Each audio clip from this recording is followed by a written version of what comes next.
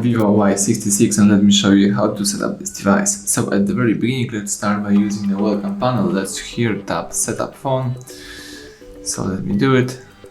Here you've got the full list of available languages that you can use on this device. In my case, let me leave English, tap next.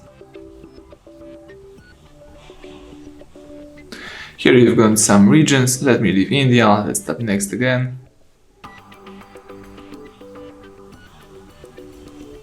As you can see, here you can connect your device to a Wi-Fi. It's not necessary, but I usually recommend this step because the Wi-Fi connection always enables a few interesting stuff.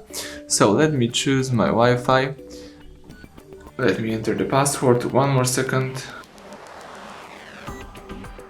Alright, if you are ready, let's choose here connect. Tap next. The phone is checking connection. This can take up to 2 minutes. Let's just wait a couple of seconds. It shouldn't take more. Alright, as you can see, now the phone is checking info, and then you will be able to sign in into the Google account. This is not necessary, you can bypass this by tapping skip, but also Google account is really helpful sometimes on your device. So in my case, let me enter my email. That's it. If you're ready, let's tap go.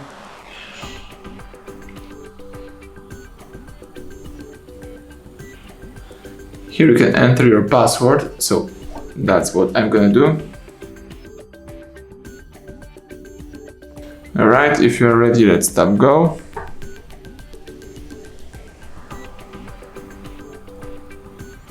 Tap next.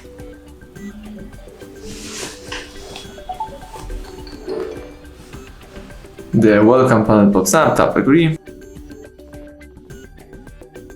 Here you've got some Google services, so in my case let me leave automatically backup device data, use Google's location service, improve location accuracy, and help improve your Android experience. Let me leave all of them enabled, tap next.